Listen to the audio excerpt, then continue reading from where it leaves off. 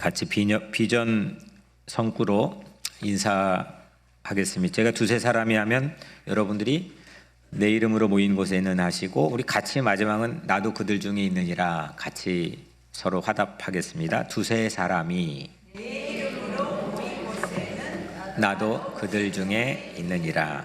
아멘. 지난주일 설교 제목이 혹시 기억나세요? 나의 해방일지.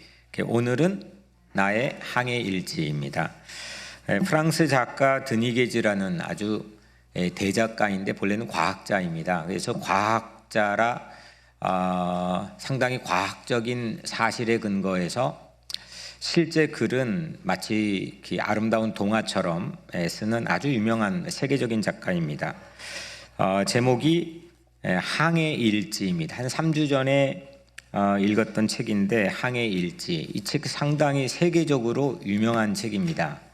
많은 사람이 읽었습니다. 왜냐하면 우선 얇습니다.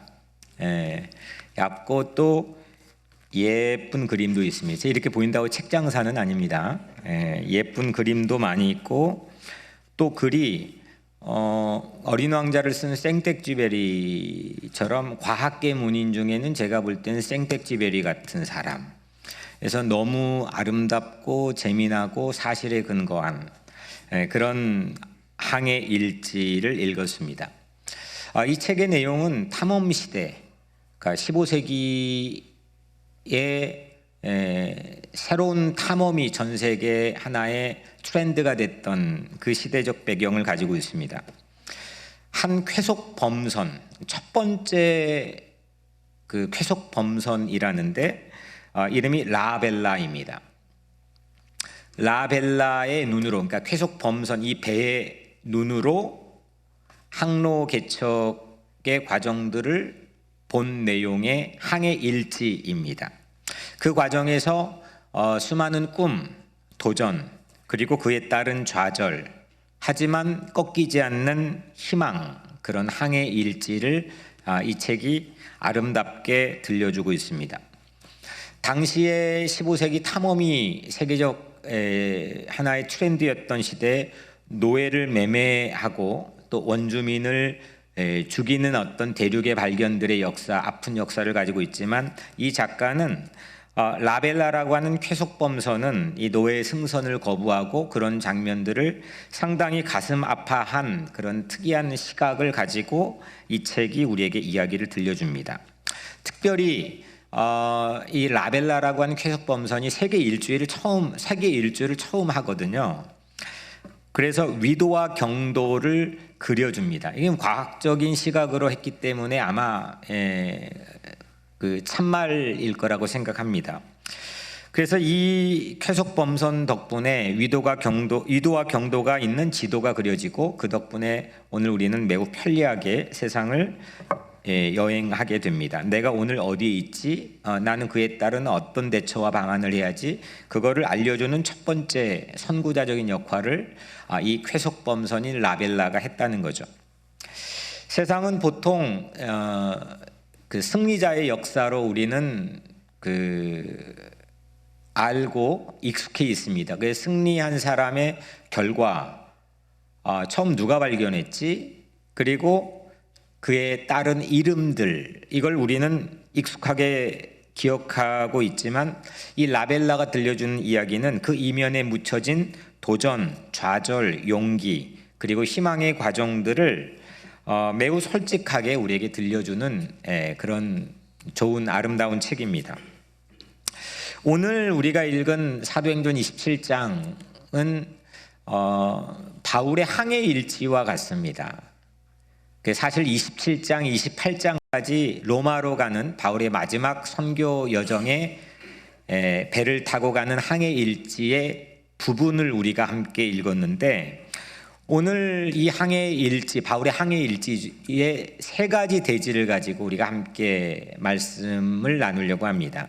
먼저 첫 번째는 1절부터 8절까지 첫 번째 대지이고, 9절부터 19절까지 두 번째 대지이고, 세 번째 대지는 20절부터 마지막 26절까지입니다. 먼저 첫 번째, 항해한다는 건 배 타고 바다로 나가는 거죠. 항해는 이 바다에서 예기치 않는 맞바람도 각오할 수 있어야 됩니다.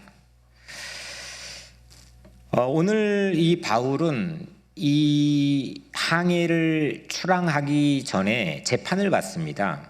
재판을 어디서 받았냐면 이스라엘 영토 내에서 받았습니다. 이스라엘 영토 내지만 실질적으로는 로마 총독부, 실제 로마 제국이 식민 통치를 하는데 특별한 본부 역할을 하는 가이사라라고 하는 지중해 연안의 도시에서 재판을 받습니다. 왜냐하면 그는 로마 시민권자였기 때문입니다. 오늘 우리가 읽은 27장의 바로 전장 마지막 절 26장 22절, 그러니까 연결된 절이죠.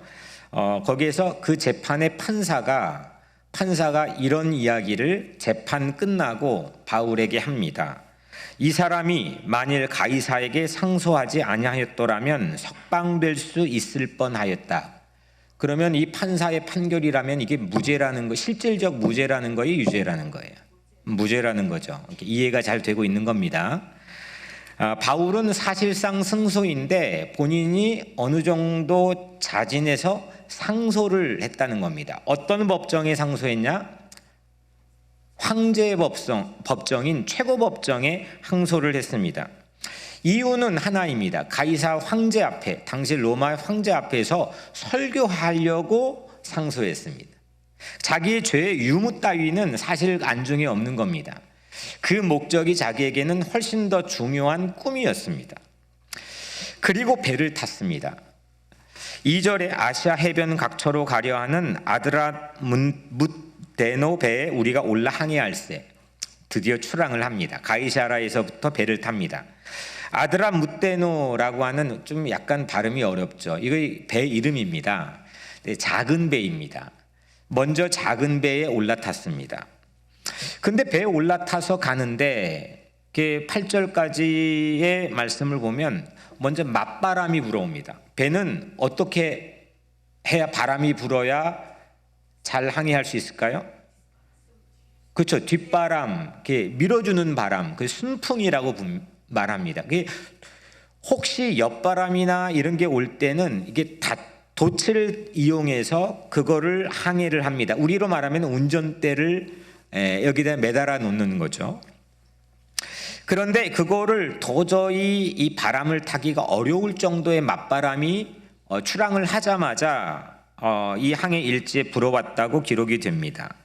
그래서 그 형국을 그 해변, 지중해 연안에 지금 터키 남부 도시에 있는 해변을 거의 기다시피 바람막이, 방패, 병풍 삼아가지고 간신히 예기치 않는 무라항에 도착을 합니다. 그리고 무라항에서 아주 큰 배로 갈아탑니다. 6절에 나옵니다. 거기서 백부장이 이달리아로 가려 하는 알렉산드리아 배를 만나 우리를 오르게 하니. 알렉산드리아 배는 배 이름입니다. 알렉산드리아는 혹시 어디의 도시인지 아십니까? 그리스. 죄송합니다. 이집트 괜찮습니다. 이집트의 선박입니다.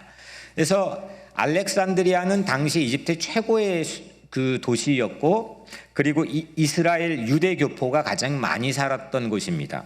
여튼 알렉산드리아에서 이달리아는 이태리입니다. 이탈리아 로마로 가는 이제 직항입니다. 아까는 작은 배는 완행이죠.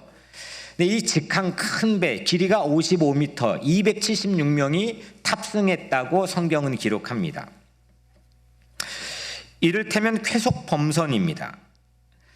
그런데 이 배를 타고 큰 배잖아요. 가는데 예기치 않는 사나운 날씨가 항로 유지를 어렵게 합니다. 그러니까 길을 잡고 가는 게 이 큰 배도 바다 위에선 돛을 4개 달았는데 무용지물이 됩니다. 고생 끝에 그레데 섬, 크레테라고 하는, 지금도 터키 남부에 있는, 그리스 남부에 있는 섬이죠. 아프리카와 지중해 터키 사이에 있는, 그리스 사이에 있는 큰 섬입니다. 우리 제주도 크기 3배입니다. 그 크레테 섬에 항구가 있는데 오늘 2가지 항구를 여러분들 기억하셔야 될 게, 하나는 미항, 그 제주도에도 제주시가 있고 서귀포시가 있잖아요. 이것처럼 미항이 있고 베릭스항이 있는데 먼저 미항에 정박을 합니다. 그 미자 아름다울 미자 아름다운 항구, 이 아름다운 항구에 가까스로 그 사나운 날씨에 정박을 합니다. 바울은 왜 이렇게 역풍, 맞바람이 불고 사나운 바람이 부는데도 왜 자신의 상소를 해가지고 이 배를 타고 출항을 했느냐? 왜라고 그랬죠? 네, 가이사 황제 앞에서 설교하려고, 거기에서 예수 이야기하려고, 거기에 최후 변론 때 자기가 멋지게 예수 얘기하려고 그 기회를 얻기 위해서, 그거 아니면 안 되기 때문에, 기회가 주어지지 않기 때문에 자기를 로마 시민권을 이용해서 그 법정에 상소를 했습니다. 그리고 출항을 했습니다. 그 거룩한 꿈 때문에 바다로 나갔습니다. 이 길이가 무려 가이사라에서 로마까지 해로로 1700마일입니다. 그 1700마일 항해, 맞바람도 불고 사나운 날씨도 도사리고 있는데 그 항해 마다하지 않았던 바울입니다. 지난 주일 예레미야가 나의 해방일지에서 계속 도망가고 하나님의 인도하심을 받죠. 먼저 갈멜산에서 부엘세바까지 120마일, 그 다음에 저도 까먹었네요. 여하튼 300마일, 호렙산까지 300마일, 그 다음에 다메스쿠스까지 600마일.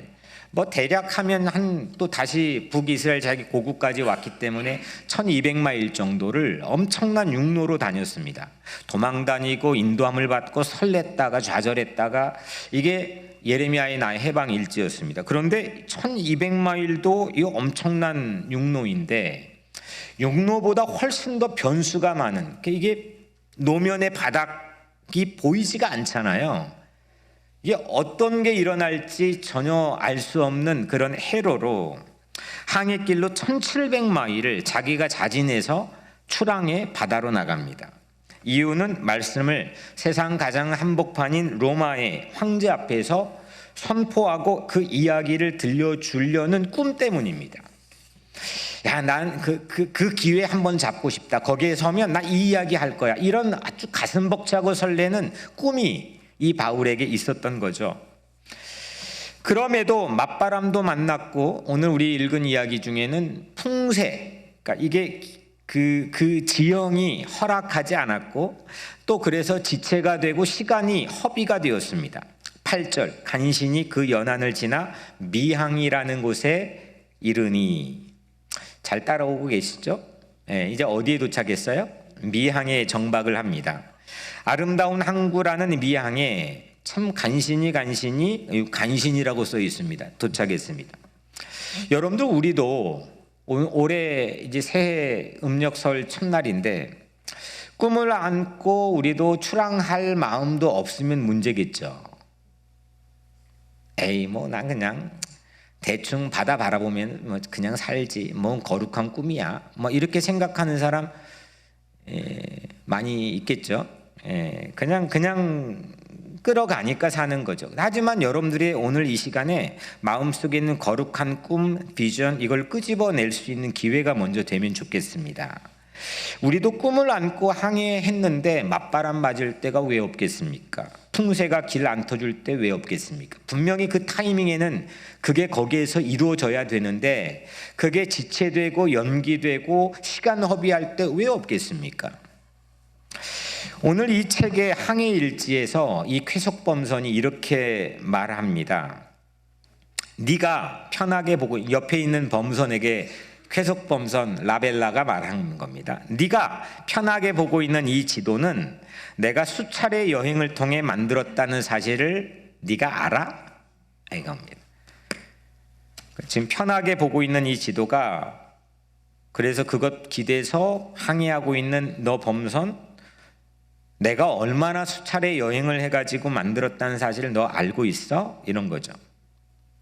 바울도 오늘 자진해서 상소를 해서 이 항해를 바다로 뛰어나가는 것, 이거는 결국 우리같이 뒤따라가는 사람들의 지도가 되지 않았습니까?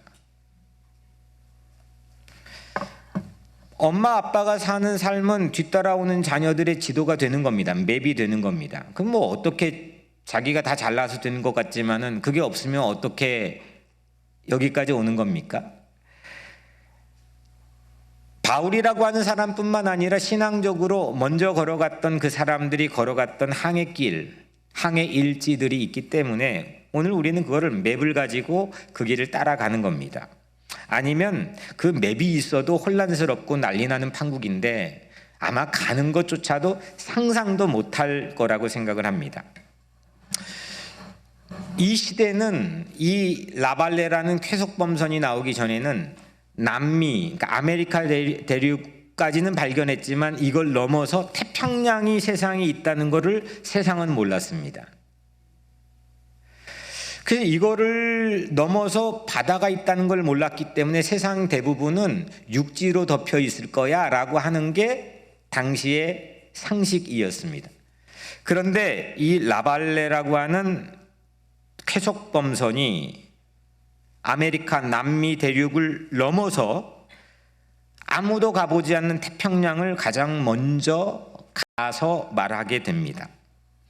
그걸 그대로 문구를 부분적으로 발췌해 읽어드리면 작은 만들, 해변가, 만들 하나하나까지 난 샅샅이 뒤졌어. 다치고 또 다치고 또 닫혀있고 입구가 될 만한 하구마다 난 부딪혔던 거야. 얼마나 많은데 부딪혀 봤겠습니까? 얼마나 많이 또 닫혀 있었겠습니까? 그러면 저도 생각해 봤습니다. 이 책을 나는 얼마나 부딪혀 봤을까? 나는 몇 번이나 또 얼마나 또 어디를 부딪혀 봤을까? 그 너머에 있는 뭔가를 도달하기 위해서 얼마나. 어젯밤에도 지난 한 주간도 또 어젯밤 바로 새벽까지도 저는 쾌속범선처럼 여러분 앞에서 설교하기 위해서 오늘 본문의 성서 구절 단어 하나하나 뒤지면서 부딪혔고 또 좌절하고 또 도전하고 그래서 항로를 열어서 오늘 앞에 여러분들 앞에 서게 되었습니다. 아름다운 목표가 거친 항해를 가능하게 하는 겁니다. 항해술이 항해를 가능하게 하는 게 아닙니다. 보통은 항해 기술이 내가 항해를 가능하게 한다고 생각하지만 실제는 아름답게 내 마음에 주어져 채워진 목표가, 꿈이, 비전이 그 거친 항해를 가능하게 하는 1등 요인이 된다는 겁니다. 아메리카 대륙 너머에 뭐가 있는지는 몰라도 끝없이 부딪히고 심지어는 부서지는 쾌속범선처럼 맞바람에 전진하기가 너무 어려운 난 코스에 서 있는 바울처럼 여러분들은 꿈 때문에 항해하는 삶입니까? 아니면 맞바람 각오하고 바다로 나가게 할 꿈은 그 꿈은 사실 배보다 더 큽니다. 55m의 배보다 더 큰 겁니다. 그 꿈은 거룩한 꿈은 심지어는 바다의 대양보다 더 큰 겁니다. 돛을 올리십시오. 새해 첫날 여러분들 마음에 돛을 올리고 바다로 출항하십시오. 꿈을 꿔보지도 않고 육지에서의 바다만 구경하다가 끝내버릴 2023년이 되지 마십시오. 맞바람이 불어올 바다일지라도 바다로 항해를 시작하는 그런 여러분들 되기를 주의 이름으로 간절히 축원합니다. 두 번째로 항해를 나갔습니다. 항해의 한복판, 바다 한복판에 중요한 한 가지가 있습니다. 그거는 판단입니다. 그것도 가능하면 순발력 있는 정확한 판단입니다. 어떤 판단을 하느냐에 따라 항로가 결정되고 그 배의 운명도 결정될 수 있기 때문입니다. 두 번째 대지는 항해는 신앙심의 판단이 중요하다는 겁니다. 신앙심이 깃든 판단. 바울이 탄 선박은 여러분들이 뭐 대부분 익히 잘 아시는 광풍을 만납니다. 그 이름이 유라굴로 광풍입니다. 유라굴로 광풍은 동풍 유로스와 북풍 아퀼러의 합성어입니다. 그러니까 북풍과 동풍이 만나서 이루어지는 게 유라굴로 광풍입니다. 제주도 세배만한 크레테 섬의 가운데 우뚝 서 있는 산이 하나 있는데 해발 2100m의 이다라고 한 이름을 가진 이다산입니다. 이거는 한라산과 높이가 거의 비슷합니다. 그 이다산 정상 부근에서 찬바람, 차가운 기류가 발생되는데 이게 북풍입니다. 그리고 아래쪽에서 따뜻한 동풍과 만나게 됩니다. 그 두 기류가 갑자기 예기치 않게 만나서 만들어낸 북동풍, 바다 아래로 내리꽂아버리는 북동풍이 유라굴로 광풍입니다. 이때 광풍이 한번 불면 이게 지중해 위에 그리스가 있고 아래쪽에 리비아와 이집트의 아프리카 대륙이 있고 이쪽에 이스라엘이 있잖아요. 위쪽 타고 지금 이제 이쪽으로 가는데 위쪽에서 광풍 하나가 딱 불면 불면 배의 통제력을 상실해서 배가 계속 떠밀려 갑니다. 그래서 아프리카 연안까지 밀려갑니다. 그게 오늘 본문에 기록된 모습인데 아프리카 연안까지 밀려가서 배들의 무덤으로 유명한 지금도 그 배들의 무덤은 있습니다. 그게 뭐냐면 스르디스라는 모래톱, 여러분들의 성경에 스르디스가 오늘 본문에 있는데 거기에 번호가 있고 아래쪽에 모래톱이라고 있는데 제가 사진을 보니까 이게 바다 위에는 물인데 바로 낮은 연안에 모래가 끝없이 이 지형이 불균형을 가지고 있습니다. 거기에 걸리면 배는 그냥 오도 가도 못하고 파선이 됩니다. 거기에서 지금도 해적들이 활동을 한다는 걸로 제가 찾아봤습니다. 여튼 유라굴로 광풍은 두 가지 기류, 북풍과 동풍의 기류가 만날 때 일어납니다. 우리 삶에도 이런 거 있죠. 곡간 열쇠 가지고 시어머니 역할 톡톡히 하는 시어머니와 그 마음에 가시가 있는 며느리가 만났을 때 유라굴로 광풍이 불 수 있죠. 집안의 문제 아이와 바깥 일이 꼬여버린 부모가 만났을 때, 샤렌과 엄마가 어린 시절에 만났을 때 유라굴로 광풍이 불었죠. 독재자 포갑과 신음하는 국민이 만났을 때 유라굴로 광풍은 그 민족 국가 안에서도 붑니다. 15절 배가 밀려 바람을 맞추어 갈 수 없어 가는 대로 두고 쫓겨가다가 이게 유라굴로 광풍의 여파입니다. 광풍의 위력은 배의 통제를 뺏어가 버립니다. 밀려갑니다. 풍랑에 떠다니는 나뭇잎 신세가 되었습니다. 17절 스르디스에 걸릴까 두려워하여 연장을 내리고 쫓겨가더니 모래톱 스르디스에 걸리면 옴짝달싹 못해 근처의 바위에 부딪혀 배가 산산조각 깨어져 버립니다.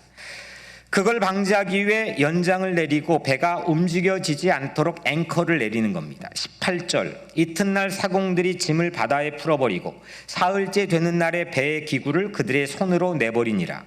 배가 최대한 가볍게 하여서 배를 보호하기 위해 딱 이틀째 광풍 분지 이틀째밖에 안 됐는데 배 바깥으로 짐을 던집니다. 사흘째에는 장비와 심지어 식료품까지 던져 배를 가볍게 보호합니다. 이게 유라굴로의 위력입니다.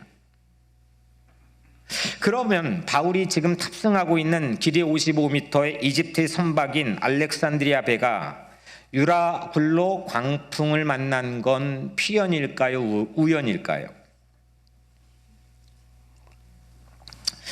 이제 섣불리 대답하기가 쉽지 않죠. 그러면 질문 받고 왜 만났을까요? 그걸 잠깐 살펴보면 선박이 오늘 미항에 정박했죠. 그 미양에 정박했을 때의 상황을 9절에 여러 날이 걸려 금식하는 절기가 이미 지났으므로 항해하기가 위태한지라. 미양에서 금식하는 절기가 지났습니다. 금식하는 절기는 이게 유대력으로 달력으로 대속죄일인데 7월부터 10월 초까지 10월 5일까지입니다. 이 기간은 그냥 그 종교적인 의미로 담아놓은 게 아니라 이때는 항해가 안전하다는 겁니다. 이때는 지중해 연안, 지금도 마찬가지예요. 항해 오케이입니다. 그런데 이 금식하는 절기가 이미 지났으므로 항해하기가 위태한지라. 겨울이 다가오는 10월 이후, 특히 11월 이후는 이거는 지중해 항해는 자살 행위와 같다는 겁니다. 그건 나가면 죽는다는 겁니다. 미양에서 정박해 있던 배에 탄 바울이 그때 이렇게 말해 경고합니다. 10절 내가 보니 이번 항해가 하물과 배만 아니라 우리 생명에도 타격과 많은 손해를 끼치리라. 항해는요, 순간적인 판단에 따라서 판가름 날 수 있습니다. 우리 인생의 항해도 마찬가지입니다. 심지어 황제 앞에 설교하는 꿈으로 역풍, 맞바람까지도 각오한 채 지금 출항해 항해하고 있는 바울조차도 이 항해 임시 중지를 경고했습니다. 죄수를 호송하는 백부장, 그 백부장이 그러면 어떤 판단을 했느냐? 오늘 11절 백부장이 선장과 선주의 말을 바울의 말보다 더 믿더라. 신앙심이 깃들어 있는 바울의 말보다 전문가인 선장과 배 주인인 선주의 말을 백부장이 더 신뢰했다는 겁니다. 이것이 광풍이 사정권으로 이 배를 몰아간 요인입니다. 피할 수 있었습니다. 충분히 이 광풍이, 물론 비는 좀 내가 맞을 수는 있겠지만 그 광풍 사정권 안에서 이리도 배 통제력을 잃고 생명까지 위태로운 그런 상황을 맞이하지 않을 수도 있었습니다. 그럼 백부장이 이렇게 판단을 하는 백부장을 보면 오늘 3절에 바울이요, 이제 막 죄수와 일행과 함께 배에 탑승하는데 이 백부장이 율리오라는 이름을 가진 백부장이 얼마나 착하냐면 친절을 베풀었다 했습니다. 그러니까 배 바깥에 있는 자기 동지들에게 바울이 사식을 받도록 호의를 이 백부장이 베풀었습니다. 그럼 백부장 좀 착한 사람입니까? 나쁜 사람입니까? 괜찮은 사람입니다. 호의를 베풀었지만 조언은 무시했습니다. 이런 상황을 우리는 아주 많이 목격할 수 있습니다. 12절 그 항구가 겨울을 지내기에 불편하므로 거기서 떠나 아무쪼록 베닉스에 가서 겨울을 지내자 하는 자가 더 많으니 베닉스는 그레데 항구라. 아까 제주도 3배만한 크기의 크레테의 섬, 거기에 미항이 있고 또 하나는 베닉스 항구가 있는데 지금 미항에 정박해서 가면 안 돼, 임시 항해 중지라고 경고했는데 그거 안 듣고 백부장은 선장과 선주의 말을 더 신뢰해서 우리 베닉스 가자. 왜? 베닉스는 겨울을 훨씬 더 편하게 보낼 수 있는 큰 도시였고 항구에 정박하기에 매우 호조권을 갖고 있기 때문에 야, 우리 몇 마일 떨어져 있지도 않는데 사실 그쪽으로 가자라고 사람들은 백부장의 판단을 존중했습니다. 백부장 판단이 어쩌면 매우 명민하고 당연한 조치입니다. 그런데 여러분, 호의와 친절을 베푼 호의와 영적 분별은 이건 전혀 다른 겁니다. 바울에게 잘해준다는 것과 영적 분별의 판단은 백부장 경우를 봐서는 전혀 같지 않을 수도 있다는 겁니다. 사람은 좋은데 정을 나눴는데 호의를 베풀었는데 그게 이 영적 분별의 근거라고 생각할 위험이 우리에는 얼마든지 많이 있을 수 있다는 겁니다. 이게 이건 것 같고 저게 저건 같은 그런 혼란. 우리 교회는 바깥에서는 여러분들이 호의를 베풀고 친절히 여러분들의 삶의 판단의 기준이 되는 것 오케이. 우리 교회는 그렇지 않습니다. 교회는 영적으로 보이지 않는 세계를 믿고 그 세계 안에서의 질서를 붙잡고 항해하기 위해 모인 공동체라고 한다면 이거를 우리는 분간할 그런 필요가 있다는 겁니다. 바울도 실제로는 항해 경험이 있었을까요? 없었을까요? 바울이 파선의 경험이 있었을까요? 없었을까요? 고린도후서 11장 25절 26절에 그가 쓴 첫 번째 편지에 이렇게 기록되어 있습니다. 나는 3번 파선하고 1주야를 깊은 바다에서 지냈으며 여러 번 여행하면서 강의 위험과 강도의 위험과 동족의 위험과 이방인의 위험과 신의 위험과 광야의 위험과 바다의 위험과 해적의 위험, 이방인의 위험도 당했고 강의 위험도 당했고 자기 같은 편 동포들의 위험도 받았고 바다의 위험, 광야의 위험, 배가 3번 파손에 다 당했다는 겁니다. 산전수전 다 겪었습니다. 배도 3번 파손 당해봤습니다. 그런데도 백부장은 그 말씀이 들리지 않았습니다. 바울의 말이 들리지 않았습니다. 친절한데 안 들립니다. 선장선주보다 바울은 전문인이 아니기 때문입니다. 백부장은 신앙심이 깃든 내면의 영적 조언을 들을 귀가 없었습니다. 저나 여러분들의 관건은 바로 그 부분이라고 생각합니다. 세상의 지식, knowledge는 공부하면 됩니다. 그리고 좋은 학교에 들어가 멘토를 만나면 되고 학습에 대한 효과는 충분히 우리에게 주어집니다.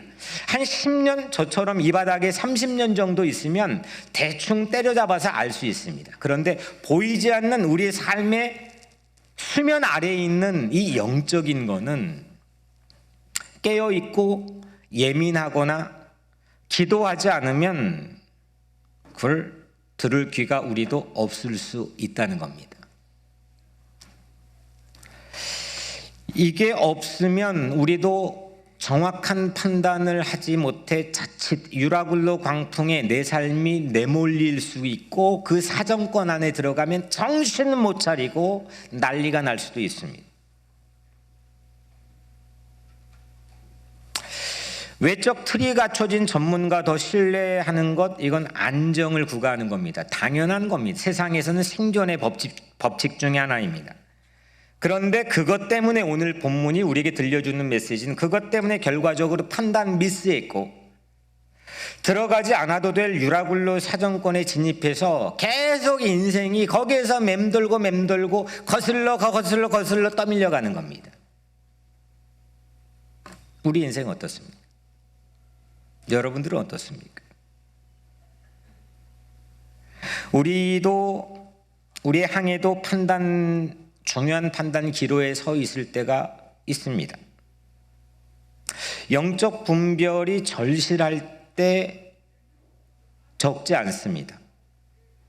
이때야말로 나를 위해서 아니면 나와 함께 기도해 줄 두세 사람 정말 필요한 순간이 있습니다. 바울처럼 깨어난 영적 분별력을 가지고 나에게 자기의 마음을 다해 조언해 줄 기도의 친구들 필요합니다. 아무리 온정을 나눴어도 영성보다는 못합니다. 아무리 사시까지 넣어줬어도 신앙보단 못합니다. 내 항해에서 판단은 여러분들 무엇에 기대어 내리고 있습니까? 선장의 노련함입니까? 이익만을 고려해야 될 선주의 명민한 계산입니까? 거의 대부분 이 두 가지로 대부분 세상의 사람들이 판단하고 삽니다. 무엇 때문에 어떤 기준에 기대어서 여러분들은 판단을 합니까? 오늘 실질적으로는 황제 판단 저지를 받기 위해서 상소를 한 게 아니라 자기가 할 얘기를 하기 위해서 했습니다. 그는 하나님의 판단을 받고 새로운 사람이 되었습니다. 그리고 판단을 정확하게 하는 영적 분별의 모습도 오늘 우리에게 보여줍니다. 진리로 무장한 신앙심이 깃든 영적 분별이 있는 판단, 그 판단이 오늘 항해하는 올 한 해 어느 순간에 여러분들 삶의 순간에 빛을 발할 수 있게 되기를 축복합니다. 전문가 말만 믿고 베닉스 가든 선박은 광풍 사정권에서 통제력을 잃어버렸습니다. 꿈이 있는 항해일지라도 내 마음에 있는 욕망, 그 과도한 욕망이 귀를 얕게 만들어 버릴 수 있습니다. 그리고 저와 여러분들이 모두 누구든지 판단 미스할 수가 있습니다. 영적 판단, 신앙심이 깃들어 있는 판단에 귀를 기울이시기를 축복합니다. 마지막 세 번째입니다. 항해를 합니다. 항해에서 필요한 건 나침판입니다. 방향을 잡아야 됩니다. 오늘 본문 안에서 항해의 나침판은 진리의 말씀, 하나님의 말씀입니다. 유라굴로의 형편이 어떻게 되었느냐 잠깐 읽어드릴게요. 20절 21절 여러 날 동안 해도 별도 보이지 아니하고 큰 풍랑이 그대로 있음에 구원의 여망마저 없어졌더라. 여러 사람이 오래 먹지 못하였음에 유라굴로 광풍이 잦아들었습니까? 여전합니까? 제가 다시 읽어드릴게요. 여러 날 동안 해도 별도 보이지 아니하고 그 풍랑이 그대로 있으며 어떻습니까? 그대로 있죠? 이게 이 시간 동안 따라오는 것 저라도 쉽지 않아요. 그래서 제가 자꾸 체크하고 대화하며 설교하는 거니까 no problem. 여하튼 이게 유라굴로 광풍이 그대로입니다. 여전합니다. 여러 날 동안 해도 별도 보이지 아니하고 이거는 어떤 의미냐면 이 책에 항해일지 쓴 이 책에 당시에 뭐가 있습니까? 지도가 있습니까? 아니면 항해 배에 나침판이 붙어 있습니까? 별을 보고 방향을 잡는 겁니다. 특히 북극성이 중요한 역할을 합니다. 근데 그 별이 하나도 여러 날 동안 안 보였고 해가 안 보였다는 것은 방향을 잃었다는 겁니다. 그리고 아무것도 안 보여서 구원의 여망마저 없어졌더라. 이 배가 구조될 희망이 이 배 안에서 전부 없어졌어요. 잃어버렸습니다. 실제 배의 항로에서 이탈해서 배의 방향도 잃었지만 사람들이 마음에 우리가 언젠간 구조되겠지라고 하는 그 희망, 여망도 잃어버렸습니다. 끝난 겁니다. 여러 사람이 오래 먹지 못하였음에 이거는 식량이 없었다기보다는 배멀미로 이게 배가 난리 났잖아요. 식욕을 잃은 지 오래되었습니다. 이건 죽는 겁니다. 바로 그때입니다. 광풍 그대로고 방향 잃고 내 마음의 구원의 여망 사라졌고 바로 그때 바울이 기가 막히게 번뜩이는 말을 합니다. 21절 바울이 가운데 서서 말하되 여러분이여 내 말을 듣고 글에 대해서 떠나지 아니하여 이 타격과 손상을 면하였더라면 좋을 뻔하였으리라. 이렇게 좀 이렇게 여유 있게 저처럼 멋있게 말하지 않았겠죠. 배가 뒤집어질 상황이고 배멀미로 난리가 났고 사람들은 막 아우성이고 배가 왔다 갔다 하는데 가운데 딱 서가지고 가운데 서서 이렇게 말한 겁니다. 그때 내 말 듣고 안 떠났다면 타격과 손상 면하였더라면 좋았을 텐데 이겁니다.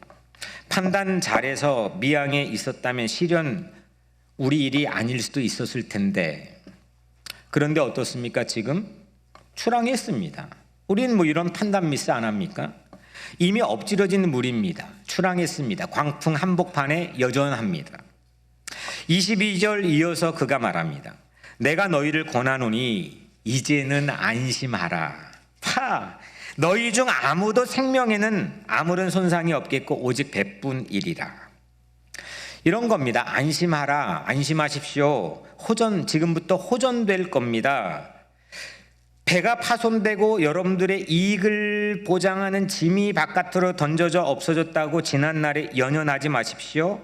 배는 파손될 겁니다. 하지만 한 사람도 물 빠져 익사하는 일 없을 겁니다. 이런 내용으로 일어나서 바울이 발언을 했습니다. 멋있죠? 안심하십시오. 지금 이게 어느 정도 기미가 보여서 자자들 기미가 보이는 상황이었으면 좋겠는데 여러 해들 동안 이게 안 보이고 방향이 잃고 마음의 구원의 여망은 사라지고 배멀미하고 먹을 게 있어도 못 먹겠고 난리가 났고 이제 죽겠다 싶은데 일어나서 이제는 안심하십시오. 너희 중 아무도 생명에 아무런 손상이 없겠고 오직 배뿐입니다. 광풍 한복판인데 저의 마지막 질문은 어떻게 바울이 이런 말을 할 수 있었느냐입니다. 이 본문의 이 긴 26절의 본문을 지난 일주일 동안 계속 이 만을 부딪혀보고 이 단어, 이 구절 기도하며 수도 없이 부딪혀봤는데 마지막 저에게 활짝 다른 대륙을 보여줬던 한 가지, 어떻게 바울이 이런 말을 할 수 있었는가입니다. 23절, 24절, 25절에 내가 속한 바 곧 내가 섬기는 하나님의 사자가 어젯밤에 내 곁에 서서 말하되 바울아 두려워하지 말라. 네가 가이사 앞에 서야 하겠고 또 하나님께서 너와 함께 항해하는 자를 다 내게 주셨다 하셨으니 그러므로 여러분이여 안심하라. 나는 내게 말씀하신 그대로 되리라고 하나님을 믿노라. 바울이 그렇게 안심하십시오라고 말할 수 있는 건 그의 뛰어난 영성 때문이 아닙니다. 바울이 지금 제시하고 있는 그 이유는 내가 들었다는 겁니다. 하나님은 두려워하지 마 바울아 라고 말씀했고 바울은 내가 들었다는 겁니다. 가이사 황제 앞에 여기 지금 이렇게 난리난 판국에 뭔 황제 상소는 왜 했을까? 거기서 하나님 말씀 전해야 한다는 거룩한 꿈은 온데간데 없이 사라질 판국인데 하나님은 간밤에 지난밤 어젯밤에 나에게 말씀해 주셨다는 겁니다. 바울은 들었다는 겁니다. 여러분들 두려워 한 번도 난 두려워 안 해. 나는 괜찮아. 나는 두려워해보지 않는 사람이 두려워하지 마 이렇게 하는 말이 들릴까요? 안 들릴까요? 안 들려요. 두려워해본 사람이 그거 확 낚아채서 나에게 들리는 말씀으로 가슴에 꽂는 겁니다.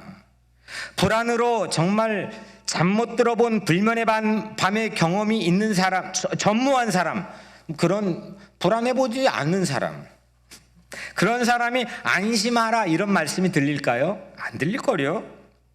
바울은 불안을 알았고 두려움을 알았고 이 약함을 가지고 있었습니다. 그래서 안심하라, 두려워하지 마 바울아, 이 하나님의 말씀이 쏙쏙 들어왔습니다. 내게 말씀했고 나는 들었고 그렇기 때문에 여러분들 안심하십시오. 하나님은 내가 가이사의 황제 앞에 서서 이야기하게 할 것이고 그래 나 죽지 않게 하시겠다 했고 그래서 나 때문에 여러분 죽지 않을 겁니다. 이렇게 말한 겁니다. 그래서 다음날 사람들에게 안심하라 말할 수 있었습니다.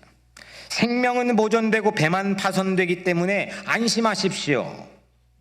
배는 파손되는 건 기정사실이라는 겁니다. 여러분들 우리도 파손되어야 될 배들이 있습니다. 사람들이 시선에 깃든 수치와 조롱, 나 어떻게 볼까? 이거 나 괜찮게 볼까? 그 수치와 조롱이 파손돼야 될 나의 배일 수도 있습니다. 사람은 사실 왜 불안해하냐면 사람 시선입니다. 사람 시선이 무서워 불안해하는 게 부지기수입니다. 수치와 조롱의 배가 파손되는 정도일 뿐 생명 이상무라고 한다면 사실 괜찮은 거 아니겠습니까? 그런데 이 두 가지를 놓고 배냐 생명이냐, 우리는 배 때문에 대부분 불안해합니다. 물론 생명에 매우 심각한 위협이 올 때도 있겠지만 대부분은 미리 지레짐작으로 불안해하는 이유가 배 때문입니다. 마음의 풍랑을 잡아보면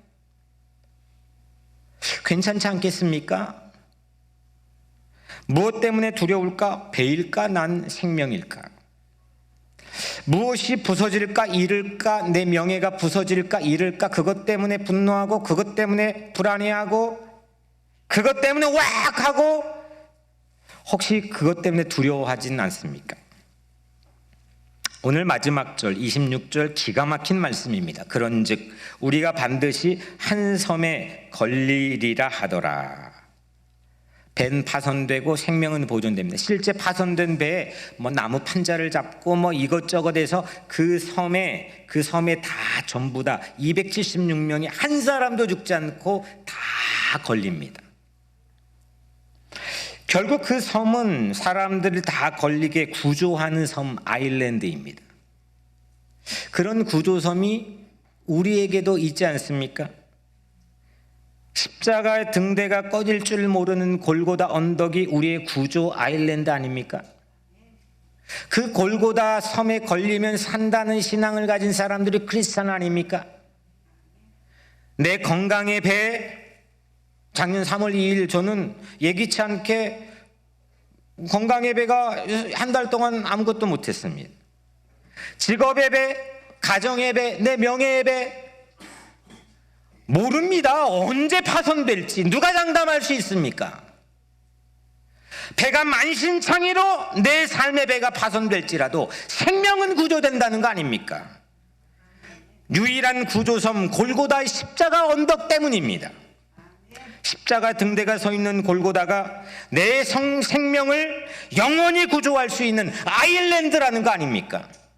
사랑의 예수가 우리를 구조할 것입니다. 그래서 우리는 예수를 바라봐야 됩니다. 사랑하는 여러분, 바울처럼 우리도 올 한 해 나의 항해 일지를 우리 삶에 쓰면 어떻겠습니까?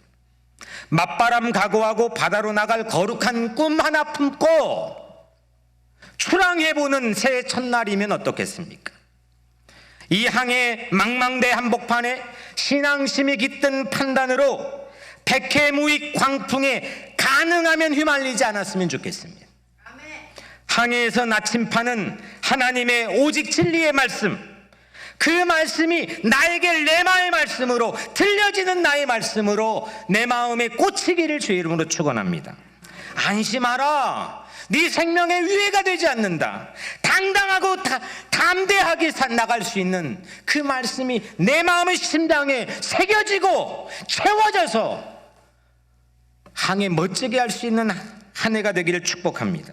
나의 구주 아일랜드, 꺼지지 않는 십자가 사랑의 등대가 비추고 있는 골고다의 언덕이 우리 교회 안에 있기 때문입니다. 기도하겠습니다.